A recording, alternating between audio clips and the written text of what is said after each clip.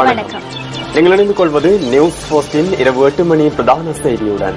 உங்களோடு இணைந்திருக்கும் நாம் கோஷிகா தயாளன், சுசுரகுமார், கிருஷாந்த் ராஜ். விரிவான செய்திகளுக்கு செல்ல முன்னர் முதலில் தலைப்புச் செய்திகள். 19வது அரசியலமைப்பு திருத்தத்திற்கு சபாநாயகர் உத்தியோகபூர்வ அனுமதி. யாழ் புங்குடுதீவில் மாணவி கொலை செய்யப்பட்ட சம்பவம் தொடர்பில் கைது செய்யப்பட்ட 3 விளக்கமறியலை. சம்பவத்தை கண்டித்து மாணவர்கள் ஆர்ப்பாட்டம். 37 இந்திய மீனவர்கள் விடுதலை. மீனவர்கள் விடுதலை செய்யப்பட்டவைக்கு தமிழக மீனவர்கள் மகிழ்ச்சி. யாழ்ப்பாணம் புங்குடுதீவில் காணாமற் போன மாணவியொருவர் சடலமாக மீட்கப்பட்டமை தொடர்பில் கைது செய்யப்பட்ட 3 சந்தேக நபர்களும் விளக்கமறியலில் வைக்கப்பட்டுள்ளனர். பாலியல் வல்லுறவுக்கு உட்படுத்தப்பட்டு கொலை செய்யப்பட்டிருக்கலாம் என சந்தேகிக்கப்படும் இந்த மாணவியின் சடலம் பாலடைந்த வீடொன்றினுள் இருந்து நேற்று மீட்கப்பட்டது. புங்குடுதீவு பிரதேச பாடசாலை ஒன்றில் உயர்தர வகுப்பில் கற்று வந்த குறித்த மாணவி நேற்று முன்தினம் பாடசாலைக்கு சென்று வீடு திரும்பாத நிலையில் அவரது பெற்றோர் போலீஸ் நிலையத்தில் முறைப்பாடு செய்திருந்தனர். எதிர்க்கமைய மேற்கொள்ளப்பட்ட தேடுதலின் போது மாணவியின் சடலம் கை கால்கள் கட்டப்பட்ட நிலையில் மீட்கப்பட்டுள்ளதுடன் சடலத்தில் காயங்கள் காணப்பட்டதாகவும் எமது பிராந்திய செய்தியாளர் கூறினார். இந்த சம்பவம் தொடர்பில் புங்குடுதீவு பகுதியைச் சேர்ந்த 30, 34 மற்றும் 40 வயதான 3 சந்தேக நபர்கள் கைது செய்யப்பட்டுள்ளதுடன் அவர்கள் இன்று ஊர்காவற்துறை நீதவான் நீதிமன்றத்தில் ஆஜர்படுத்தப்பட்டனர். இதன்போது சந்தேக நபர்களை இம்மாதம் 28ஆம் தேதி வரை விளக்கமறியலில் வைக்குமாறு நீதவான் உத்தரவு பிறப்பித்துள்ளார். இதேவேளை மாணவியின் கொலையை கண்டித்து இன்று பல்வேறு பகுதிகளில் எதிர்ப்பு நடவடிக்கைகள் முன்னெடுக்கப்பட்டன. கிளிநொச்சியில் உள்ள பாடசாலைகள் சிலவற்றின் மாணவர்கள் மற்றும் மாணவிகள் ஒன்றிணைந்து ஆர்ப்பாட்டத்திலும் ஈடுபட்டனர். தத்தமது பாடசாலைகளுக்கு அருகிலிருந்து முற்பகல் 11 மணியளவில் மாணவர்கள் கண்டன ஊர்வலமாக சென்று கிளிநொச்சி மாவட்ட செயலகத்திற்கு முன்பாக கோஷங்களை எழுப்பினர்.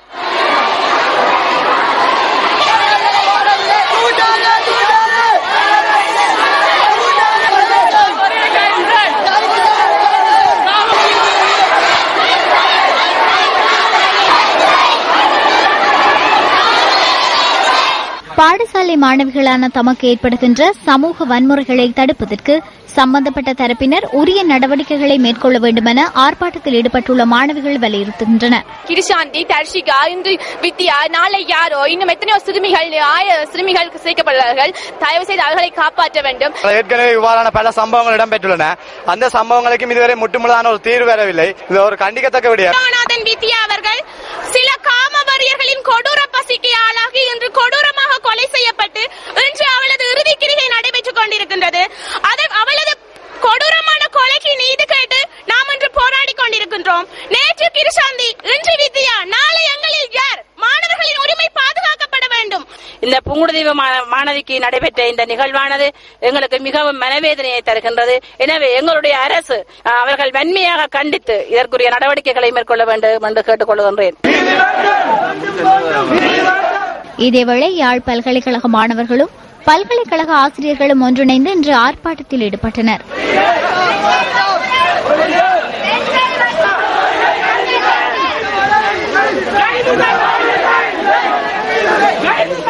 இந்த ஆர்ப்பாட்டத்தில் பல்கலைக்கழக மாணவர்கள் மற்றும் விரிவுரையாளர்கள் ஆகியோர் கலந்து கொண்டிருந்தனர்.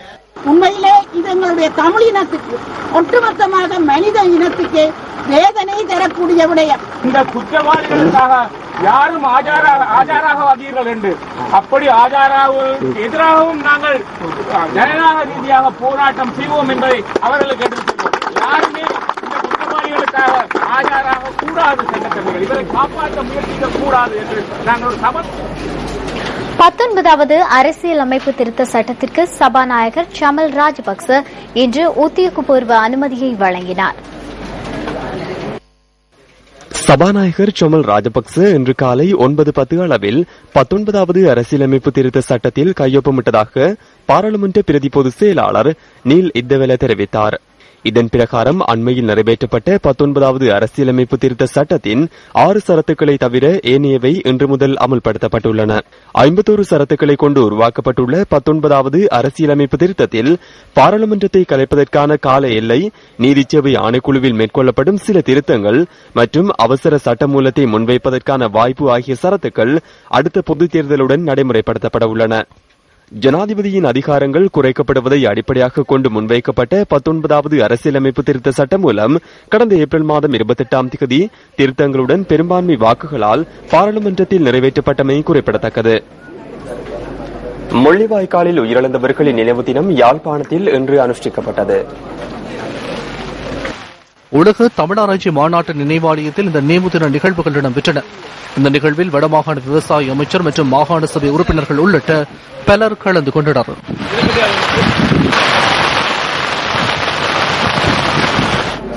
கிளிநொச்சி முரசுமோட்டை சேற்றுக்கண்டி முத்துமாரியம்மன் ஆலயம் உடைக்கப்பட்டு அம்மனின் நகை உள்ளிட்ட பெறுமதியான பொருட்கள் திருடப்பட்டுள்ளன. சேற்றுக்கண்டி முத்துமாரியம்மன் ஆலயம் உடைக்கப்பட்டு பணம் மற்றும் நகைகள் உள்ளிட்ட பெறுமதியான பொருட்கள் திருடப்பட்டுள்ளதாக ஆலய நிர்வாகத்தினர் தெரிவித்தனர். ஆலய பூசகர் இன்று காலை ஆலயத்திற்கு சென்று பார்த்தபோது அம்மனுக்கு அணிவிக்கப்பட்டிருந்த தங்காபரணங்கள் மற்றும் பெறுமதியான பொருட்கள் கொள்ளையிடப்பட்டமை தெரியவந்துள்ளது. காலமே வார நேரம் அது 5:30 மணிக்கு நான் வருகின்ற நேரத்திலே இங்கே வந்து அம்பாளுடைய கதவை திறந்த உடனே அங்கே கிணத்து வாசல் கதவு துறப்பட்டிருந்ததினாலே அம்பாளுடைய கழுத்தில் இருந்த பவனால போடப்பட்ட தாலி பொட்டுகள் எல்லாம் அறுக்கப்பட்டிருந்தது. அங்கே பெட்டகத்தில் உள்ள அம்பாளுடைய அலங்கார பொருள்கள், சாரிகள், மற்றது இந்த சில்லறை காசாயங்களுக்கு இந்த அர்ச்சனை தொழில்களுக்கு இருந்த சில்லறை காசுகள் எடுபட்டு கிளறப்பட்டு இருந்தது. சம்பவம் தொடர்பில் கிளிநொச்சி போலீசார் மேலதிக விசாரணைகளை மேற்கொண்டு வருகின்றனர். இலங்கை சிறையில் தடுத்து வைக்கப்பட்டிருந்த தமிழக மீனவர்கள் 37 பேரும் இன்று விடுதலை செய்யப்பட்டுள்ளனர். பருத்தித்துறை நீதவான் நீதிமன்றத்தில் இன்று ஆஜர்படுத்தப்பட்டதை அடுத்து அவர்கள் விடுதலை செய்யப்பட்டதாக கடற்தொழில் திணைக்களம் தெரிவித்துள்ளது. எவ்வாறாயினும் தமிழக மீனவர்களிடமிருந்து கைப்பற்றப்பட்ட 5 படகுகளும் இன்று விடுவிக்கப்படவில்லை. இலங்கை கடற்பரப்பிற்குள் அத்துமீறி பிரவேசித்து மீன்பிடித்த குற்றச்சாட்டின் பேரில் 37 மீனவர்களும் கடந்த ஏப்ரல் மாதம் 3ஆம் தேதி கடற்படையினரால் கைது செய்யப்பட்டனர். கடந்த 12ஆம் தேதி தமிழக மீனவர் சங்க பிரதிநிதிகள் சிலருடன் நடைபெற்ற சந்திப்பின் போது ஜனாதிபதி மைத்ரிபால சிறிசேன குறித்த 37 மீனவர்களையும் விடுவிப்பதற்கு நடவடிக்கை எடுப்பதாக உறுதியளித்திருந்தார். அத்தோடு மீனவர் பிரச்சினைக்கு தீர்வு காண்பதற்கான பேச்சுவார்த்தைகளை இரு நாடுகளும் தொடர வேண்டும் எனவும் ஜனாதிபதி வலியுறுத்தியிருந்தார். இதேவேளை இந்திய இலங்கை மீனவர் பிரச்சினைக்கு தீர்வு காணும் விடயத்தில் ஜனாதிபதி மைத்ரிபால சிறிசேன கரிசனை கொண்டுள்ளதை தமிழக மீனவர்கள் வரவேற்றுள்ளனர். இன்று நீதிமன்றத்தில் ஆஜர்படுத்தப்பட்டு அந்த 37 மீனவர்களையும் விடுதலை பண்ணியிருக்காங்க. அதற்கு தமிழகம் தழுவிய தமிழக மீனவர்கள் சார்பாக மாண்புமிகு சிறிசேனா அவர்களுக்கு எங்கள் மீனவர் சார்பாக மிகுந்த நன்றியை தெரிவித்துக் கொள்கிறோம். இன்று இந்திய மத்திய அரசாங்கம் 4ஆம் கட்ட பேச்சுவார்த்தை தொடரப்படும் என்று கூறியிருக்கிறார்கள். இந்த பேச்சுவார்த்தை வெகு விரைவில் நடத்தப்பட்டு இரு நாட்டு மீனவர்கள் பிரச்சனையை தீர்க்கப்பட வேண்டும் என்பது எங்களுடைய கருத்தாக இருக்கிறது. இதற்கு இலங்கை அதிபர் தான் முழுக்க காரணம். எதிர்வரும் 20ஆம் தேதி யாழ்ப்பாணத்தில் நடைபெறவுள்ள சர்வதேச பௌத்த மாநாடு தொடர்பாக தெளிவுபடுத்தும் நிகழ்வு பிரதமர் ரணில் விக்ரமசிங்க தலைமையில் இன்று அலன் மாளிகையில் இடம்பெற்றது. இந்த கலந்துரையாடலில் அமைச்சர் DM சுவாமிநாதன், பௌத்த மற்றும் இந்து மத தலைவர்கள் உள்ளிட்ட பலர் கலந்து கொண்டனர்.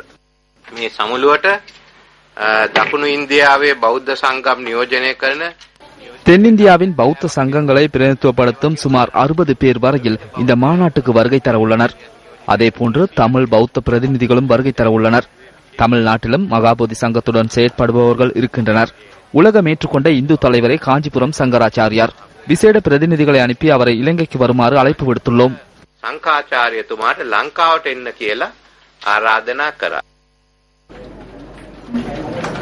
நாட்டின் நாலாபுறங்களையும் இணைத்து சமாதானத்தின் தகவலை கொண்டு செல்லும் தேசத்தை ஒன்றிணைக்கும் ஒற்றுமை பயணம் இன்று மாலை மட்டக்களப்பை அண்மித்தது. 8வது நாளான இன்றைய பயணம் திருகோணமலையில் இருந்து ஆரம்பமானது.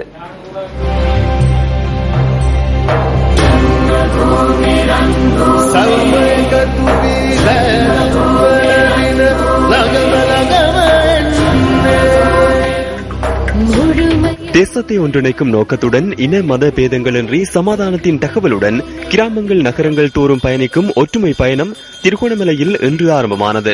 இன்றைய பயணத்தை ஆரம்பிப்பதற்கு முன்னர் திருக்கோணேஸ்வரம் ஆலயத்தில் வழிபாடுகள் இடம்பெற்றன. சிவபெருமானின் ஆசியை பெற்றுக் கொண்ட ஒற்றுமை பயணம் திருகோணமலை நகரில் ஏற்பாடு செய்யப்பட்டிருந்த வைபவத்தின் பின்னர் தனது இன்றைய நாளுக்கான பயணத்தை ஆரம்பித்தது. சமாதானத்தை கட்டியெழுப்பும் இந்த பயணத்தில் அனைத்து இன மக்களும் கைகோர்த்தனர்.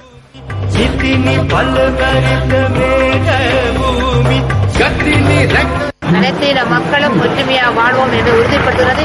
மிகவும் சந்தோஷமாக இந்த நிலை காணப்படுகிறது. எல்லோருமே நாங்கள் அனைவரும் இந்த தேசத்தை கட்டி எழுப்போம் என்று நாங்கள் உறுதி கூறுகிறோம்.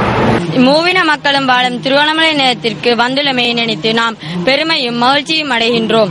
இப்படி ஒரு நிகழ்ச்சி இங்கே முதல் முறையா நடந்திருக்குது. உங்களுக்கு மிகவும் சந்தோஷமா இருக்குது. சக்தியின் ஊர்வல நிகழ்ச்சி திட்டம் ஒரு அடிப்படையான மக்கள் முன்னேற்றத்தையும் நாட்டை கட்டியெழுப்பக்கூடிய ஒரு நல்ல சந்தர்ப்பத்தையும் உருவாக்கி உள்ளது.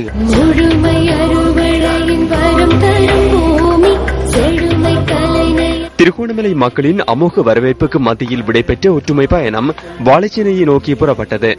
மக்களின் மனங்களை இணைக்கும் நடவடிக்கையை முன்னெடுத்துள்ள ஒற்றுமை பயணம் கிராமங்கள் மற்றும் நகரங்களை இணைக்கும் நாட்டின் நீளமான கிண்ணியா பாலத்தினூடாக வாழைச்சேனையை அண்மித்தது.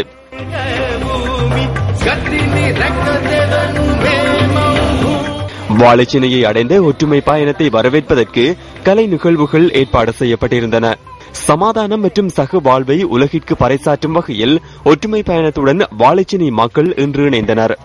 இந்த நிகழ்ச்சி திட்டம் எமது வாழைச்சேனை பிரதேசத்திலும் வந்தது பெருமிதம் கொள்கின்றோம். அது மட்டுமில்லாமல் ஒவ்வொரு பிரதேசங்களிலும் இன மொழி ரீதியிலான ஒரு ஒற்றுமை எமக்கு தேவை. இன ஐக்கியத்தை ஒற்றுமை ஏற்படுத்தும் வகையில் எமது பிரதேசத்தில் கோர்லைப்பேட்டை பிரதேசத்தில் இந்த நிகழ்வை ஏற்படுத்தியமைக்காக கோர்லைப்பேட்டை இளைஞர் சம்மேளன சார்பில் மனமார்ந்த நன்றியை தெரிவித்துக் கொள்கின்றோம். தேசத்தின் ஒற்றுமைக்காக முன்னெடுக்கப்படும் நாட்டின் முதலாவது திட்டமான ஒற்றுமை பயணம் மக்களின் வாழ்த்துக்களுக்கு மத்தியில் இன்று மாலை மட்டக்களப்பை சென்றடைந்தது. தேசத்தை ஒன்றிணைக்கும் ஒற்றுமை பயணத்திற்கு அமோக வரவேற்பளித்த மட்டக்களப்பு மக்கள் இன்ன மத பேதமின்றி தமது ஒத்துழைப்பை வழங்கினர்.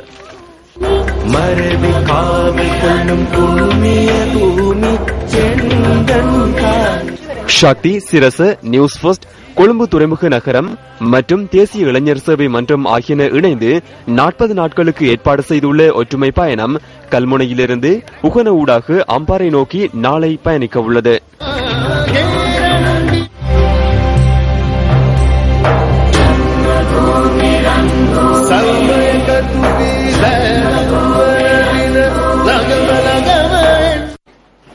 செய்திகள் தொடர்கின்றன.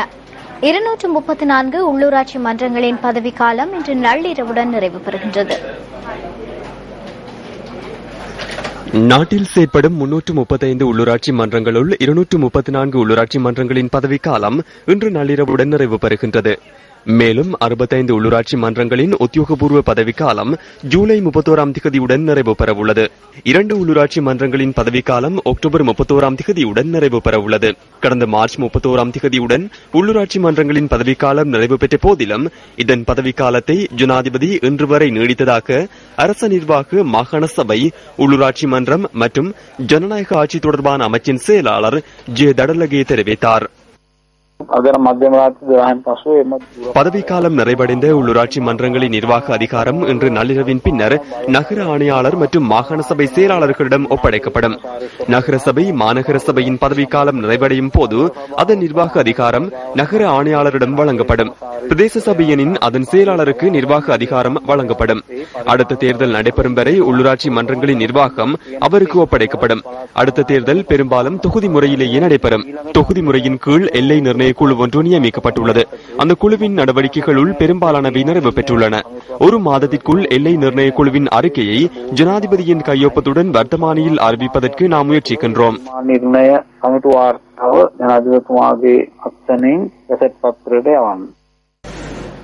புதிய தேர்தல் முறையொன்றை அறிமுகப்படுத்துவதற்கு ஜாதிக ஹெல உரிமைய அதிகபட்ச ஒத்துழைப்பு வழங்கும் என அதன் ஊடக பேச்சாளர் நிஷாந்த ஸ்ரீ வர்ணசிங்க தெரிவித்தார். இன்று நடைபெற்ற ஊடகவியலாளர் சந்திப்பிலேயே அவர் இதனை குறிப்பிட்டார். දැන් පවතින මැතිවරණ ක්‍රමයෙන් තමන්ගේ කොට්ටාසයට වග කියන ජනතා නියෝජිතයෙක් ලැබෙන්නේ නැහැ. தற்போதைய தேர்தல் முறையின் ஊடாக தமது தொகுதிக்கு பொறுப்பு கூறும் மக்கள் பிரதிநிதி ஒருவர் நியமிக்கப்படுவதில்லை. அதனால் மக்கள் தமது வாக்கினை பயன்படுத்தி பிரதிநிதி ஒருவரை பாராளுமன்றத்துக்கு தெரிவு செய்து அனுப்பினர். அவருக்கு எவ்வித பொறுப்பும் இல்லை. விருப்பு வாக்கு முறையை நீக்க வேண்டும். தேர்தல் தொகுதிக்கு பொறுப்பு கூறும் மக்கள் பிரதிநிதி ஒருவரை நியமிக்க வேண்டும். சிறு கட்சிகள் மற்றும் சிறுபான்மையினருக்கு நியாயம் நிலைநாட்டப்பட வேண்டும். புதிய எல்லை நிர்ணயத்தின் போது இனங்களுக்கிடையே பிரிவை ஏற்படுத்தாத வகையில் எல்லை நிர்ணயத்தை முன்னெடுப்பதில் கவனம் செலுத்த வேண்டும். மக்களின் தேவையை புறந்தள்ள வேண்டாம் என நாம் வேண்டுகோள் விடுக்கின்றோம். நாம் அனைவரும் இணக்கப்பாட்டோடு ஒற்றுமையுடனும் 20வது அரசியலமைப்பு திருத்தத்தை நிறைவேற்றி மக்களுக்கு வெற்றியை பெற்றுக் கொடுப்பதற்கு செயற்பட வேண்டும் என நாம் அனைவரிடமும் கேட்டுக்கொள்கின்றோம்.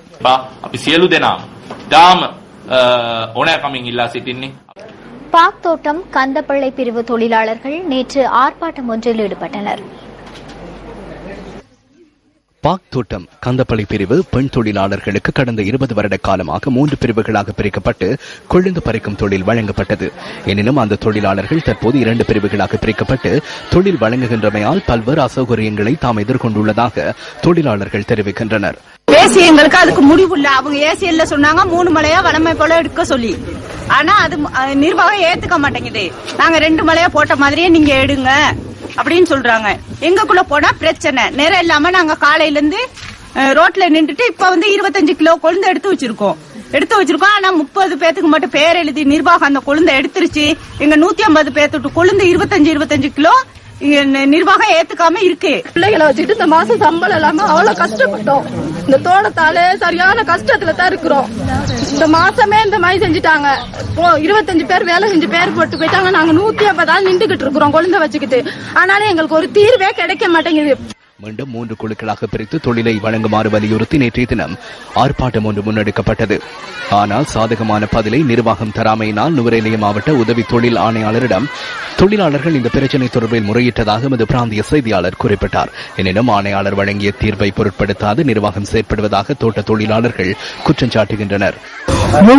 3 முறை நாங்க ஏசிஎல் மூலமா பேச்சுவார்த்தை நடத்தி நேற்று ஏசிஎல் மூலமா சொல்லிட்டாங்க, நீங்க வளமையா எடுத்த மாதிரி 3 முறையா வேலை செய்யுங்க, பிறகு எந்த பிரச்சனையும் நீங்க பேசிக்கொள்ளலாம் அப்படின்னு அந்த இதுக்கு நிர்வாகம் செவி.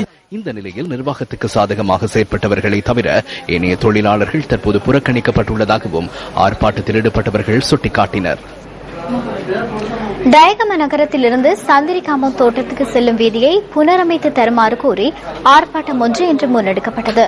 சுமார் 20 வருடங்களாக இந்த வீதி புனரமைக்கப்படாதுள்ளதாக ஆர்ப்பாட்டத்தில் ஈடுபட்டவர்கள் சுட்டிக்காட்டினர். டயகம நகரத்திலிருந்து சந்திரிகாமம் தோட்டத்துக்கு செல்லும் சுமார் 10 கிலோமீட்டர் தூரம் கொண்ட இந்த பிரதான வீதியை புனரமைத்து தருமாறு கோரி இந்த ஆர்ப்பாட்டம் முன்னெடுக்கப்பட்டது. தோட்ட தொழிலாளர்கள் இந்த ஆர்ப்பாட்டத்தில் ஈடுபட்டதோடு இந்த வீதியை புனரமைத்து தருமாறு பல்வேறு தரப்பினரிடம் முறையிட்ட போதிலும் இதுவரை எவ்வித நடவடிக்கையும் எடுக்கப்படவில்லை என அவர்கள் கூறுகின்றனர். எங்களுக்கு இந்த ரோட்டு சரி பண்ணி கொடுக்கணும். உடைஞ்சிருக்கு, வாகன போக்குவரத்து போக மாட்டேங்குது. ரொம்ப வருத்தமானவங்களை கொண்டு போறது பெரிய சங்கடமா இருக்குது. வயிற்று பிள்ளைக்காரவங்க இருக்காங்க, சுகமில்லாதவங்க இருக்காங்க. எந்த நேரமும் 10 மணிக்கு கூட திருவில் எடுத்து போக முடியாம திருவில்காரவங்களுக்கு ஏலாதுங்கிறாங்க. நாங்க என்ன செய்யறது? ஸ்கூல் பிள்ளைங்களுக்கு பெரிய பிரச்சனையா இருக்கு. பஸ்ஸும் உடைஞ்சு போயிருது. 7 மணி 8 மணி 10 மணிக்கு கூட ஸ்கூல் பிள்ளைங்க வீடு வருது. அதனால எங்களுக்கு பெரும் பிரச்சனையா இருக்கு. எங்க பிள்ளைகளோட ஸ்கூல் போக முடியல. வீல் பாக்கல. நாங்க ஒரு அவசரத்துக்கு வீல் எடுக்கிறதா நாங்க 1000 ரூபாய் கொடுக்க வேண்டியதா இருக்கு. தோட்டத்துல கிடைக்கிற சம்பளம் வந்துட்டு 500 ரூபாய். நாங்க ரோட்டுக்கு வீல் 200 ரூபாய் கொடுத்தா நாங்க எங்க போறது? அதனால சம்பந்தப்பட்ட அதிகாரிகள் வந்துட்டு இந்த ரோட்டை கட்டாயம் செய்து தரும்படி கேட்டுக்கொள்கிறோம். அத்துடன் இந்த வீதியில் பஸ் போக்குவரத்து சேவைகள் முன்னெடுக்கப்படாமையினால் சுமார் 10 கிலோமீட்டர் தூரம் நடந்து செல்ல வேண்டியுள்ளதாகவும் மக்கள் சுட்டிக்காட்டினர். இன்னும் 100 நாள் வேலை திட்டத்தை செய்யறாங்க. எங்கெங்கயோ என்னென்னமோ அடிக்கல் செஞ்சு என்னென்னமோ செஞ்சு 100 நாள் வேலை திட்டத்தை 3 கிலோமீட்டர் செஞ்சிருக்கலாம். பஸ்ல போனா பிள்ளைங்களுக்கு பஸ் பெரட்டி பயப்படுதுங்க பிள்ளைங்க. தயவு செஞ்சு இந்த ரோட்டை செஞ்சு கொடுங்க, இல்லாட்டி நாங்க வேலை இந்த உட்காந்து போராடுவோம். இதுக்கு போராடுவோம். இந்த பிரச்சினைக்கு சம்பந்தப்பட்ட அதிகாரிகள் உடனடி நடவடிக்கை எடுத்து தமது அன்றாட போக்குவரத்து பிரச்சனையை நிவர்த்தி செய்து தர வேண்டும் என ஆர்ப்பாட்டத்தில் ஈடுபட்டவர்கள் வேண்டுகோள் விடுத்தனர். யுத்தம் பல உயிர்களை காவு கொண்டது, இன்னும் சிலரை காணாமற் போக செய்தது. கண்ணீர் சிந்த வைக்கும் அந்த நினைவுகள் இன்றும் தொடர்வது கொடுமையே. பிரார்த்தனன் சுபத்ரா எனும் இந்த பெண் முல்லைத்தீவு உன்னப்புலவு எனும் கிராமத்தை சேர்ந்தவராவார். இறுதிக்கட்ட போரின் போது தனது கணவருடன் வட்டுவாக்கல் பாலத்தின் ஊடாக ஓமந்தையை வந்தடைந்த அவரை அங்கிருந்த சோதனை சாவடி தனிமைப்படுத்தியது. ஓமந்த சோதனை நிலையத்துக்கு கற்போதியா இருந்த நானும் எனது கணவரும் சென்று கொண்டிருந்த வேளை எனது கணவர் இராணுவத்தினரால் பிடிக்கப்பட்டுள்ளார். காணாமல் போனோர் தொடர்பான விடயங்களை திரட்டும் ஜனாதிபதி விசாரணை ஆணைக்குழு கிளிநொச்சியில் கடந்த வருடம் விசாரணைகளை நடத்திய போது அங்கே சென்ற இவர் தனது சாட்சியங்களை ஒப்புவிக்கவும் தவறவில்லை. அப்ப உங்களோட கணவர் ஆஸ்பத்திரியில கொண்டே அட்மிட் பண்ணலாம் தெரியுமா? சரியா? ஃபாதர்-in-law came and told. அப்ப ஹாஸ்பிட்டல்ல இருந்தா உங்களோட கணவரை காணல. Yes, he was missing from the hospital. பிறந்து 6 வருடங்கள் கடந்து விட்டாலும் தந்தையை காண நினைக்கும் போதெல்லாம் தாயின் கண்ணீரே இந்த குழந்தையின் எதிர்பார்ப்பை முற்றுப்பெறச் செய்கிறது. தனது குடும்பத்தாரின் உதவியுடனும் தன்னம்பிக்கையின் பலனாகவும் நடைப்பிணமாய் வாழ்ந்து கொண்டிருக்கிறார் இந்த சுபத்ரா. கணவனை கண்டறிவதற்கான முயற்சிகளில் ஈடுபட்டதால் குற்றவாளியாகும் நிலை தனக்கும் ஏற்பட்டதாக குமுறுகிறார் இந்த அபலை பெண். எனது கணவர் சம்பந்தமாக ஜோசப் கேம்ப்ல எல்லாம் பதிவு செய்து முல்லத்தீவு போலீஸ் ஸ்டேஷன்ல எல்லாம் பதிவு செய்திருக்கிறேன். ஜோசப் கேம்ப்ல பதிவு செய்ததுக்கு 2009 இருந்து 2012 வரைக்கும் என்ன ஜோசப் கேம்ப்ல TID பிராஞ்சால ஒவ்வொரு மாசமும் கூப்பிட்டு விசாரணை செய்தவே. என்றாலும் கணவன் திரும்பி வருவார் என்ற சுபத்ராவின் நம்பிக்கை இன்று வரை துளியளவும் குறையவில்லை. 7ஆம் மாசம் 20ஆம் தேதி கொழும்புல இருந்து TID பிராஞ்சால ஆக்கள் வந்து இவரது டெத் சர்டிபிகேட்டுக்கு நீங்க சைன் பண்ண சொல்லி கேட்டவே நான் சைன் பண்ண இல்ல. சைன் பண்ண மறுத்த வழியில ஏன் சைன் பண்ண இல்லைன்னு நான் எனது கணவரை ராணுவத்திட்ட கொடுத்தது, நான் அதால சைன் பண்ண மாட்டேன். சரி உங்களுக்கு 1.5 லட்சம் ரூபாய் காசு வேணாம்னு கேட்டவே எங்களுக்கு கஷ்டம் தான், ஆனா காசு தேவையில்லைன்னு தான் நாங்க சொன்னாங்க. என்ன 2 வருஷம் விசாரணை செய்தவை ஏன்னு சொல்லிச்சுன்னா ஏன் டெத் சர்டிபிகேட் எடுக்கலையேன்னு சொல்லி. இவர் போன்ற எத்தனையோ பேர் தங்களின் உறவுகளையும் உணர்வுகளையும் இழந்து மீண்டும் வாழ்வோம் என்ற நம்பிக்கையுடன் காத்துக் கொண்டிருக்கிறார்கள். എന്റെ കണവർ എങ്കിണ്ടാലും ഇരുപ്പേർ അവർ ICRC பதிவு செய்தது வேறு ஆக்கள் வருவினம்னு சொன்னவே. ஆனா இத்த வரைக்கும் என்னட்ட ஒரு தருமே வேற இல்ல. கடைசியா நடந்த ஜனாதிபதி ஆணைக்குழு விசாரணையில கூட நான் போய் நான் கதைச்சதுக்கு அவைய பதில் சொல்றேன்னு சொன்னேன். ஆனா இத்த வரைக்கும் எனக்கு யாருமே பதில் சொல்ல இல்ல. இலங்கையில் பாரிய அளவிலான பூமி அதிர்வுகள் வருவதற்கான அவதான நிலை இல்லை என தேசிய அடிப்படை கல்வி நிறுவனத்தின் பணிப்பாளர் CB திசாநாயக்க தெரிவித்துள்ளார். இது தொடர்பில் வெளிவரும் பெரும்பாலான தகவல்கள் அடிப்படையற்றவை எனவும் அவர் குறிப்பிட்டுள்ளார். இலங்கையின் தென்கடற்பகுதிக்கு பின்னால் புதிய நிலத்தட்டு உருவெடுத்து வருகிறது. அதாவது இலங்கையிலிருந்து 600 தொடக்கம் 700 கிலோமீட்டர் தூரத்திலேயே இது உருவெடுத்து வருகிறது. 8 மில்லியன் ஆண்டுகளுக்கு முன்னர் இந்த நிலத்தட்டு உருவாக ஆரம்பித்துள்ளதாக புவியியல் ஆய்வாளர்கள் சுட்டிக்காட்டுகின்றனர். ஆனால் இந்த நிலத்தட்டின் உருவாக்கம் தற்போது மிகவும் செயற்பாட்டு ரீதியாக காணப்படுவதுடன் 2012ஆம் ஆண்டு ஏப்ரல் மாதத்தில் 8.2 ரிக்டர் அளவிலான பூகம்பம் அந்த கடற்பிரதேசத்தில் பதிவாகியிருந்ததாகவும் அவர்கள் சுட்டிக்காட்டுகின்றனர். இது இலங்கைக்கு பட்ட போதிலும் அது பாரிய தாக்கத்தை ஏற்படுத்தவில்லை.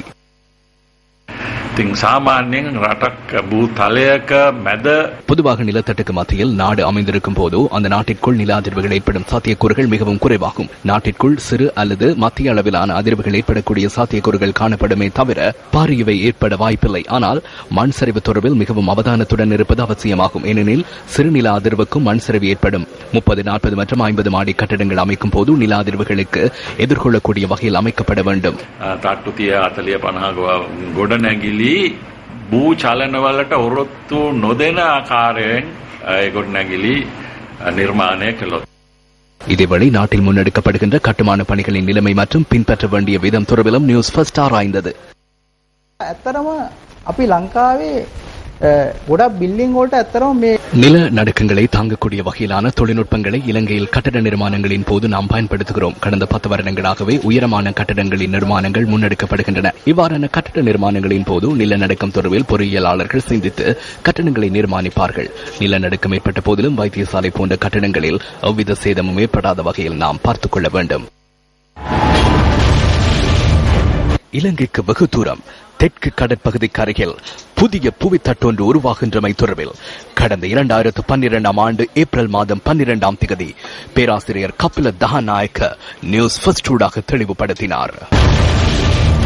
வட சுமாத்ரா தீவுகளின் மேற்கு கடற்பரப்புக்கு அருகில் 8.6 ரிக்டர் அளவில் பூகம்பம் ஏற்பட்டு அதற்கு அடுத்த நாள் நியூஸ் ஃபர்ஸ்ட் இது தொடர்பில் செய்தி வெளியிட்டது.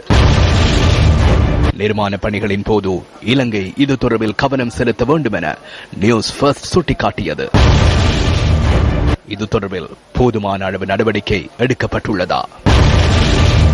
இது தொடர்பில் பொறுப்பு கூற வேண்டிய நிறுவனங்களான தேசிய கட்டட ஆய்வு நிர்வாகம் மற்றும் புவி சரதவியல் ஆய்வு மையம் ஆகியன பொறுப்புடன் செயற்படுவதை நான் அவதானிக்கக்கூடியதாக இருக்கின்றது. 2012ஆம் ஆண்டு இந்தோனேஷியாவில் இடம்பெற்ற நில அதிர்வு இலங்கையிலும் உணரப்பட்டது. இதன்போது புவி சரதவியல் ஆய்வாளர்கள் பொறுப்புடன் செயற்பட்டதை இந்த இடத்தில் நான் நினைவு கூற வேண்டும். நில அதிர்வுகள் தொடர்பில் மக்களுக்கு தெளிவூட்டும் நடவடிக்கைகள் தொடர்ந்து இடம்பெற்று வருகின்றன. இது தொடர்பில் மக்களுக்கு போதிய தெளிவு இருப்பது வரவேற்கத்தக்கது.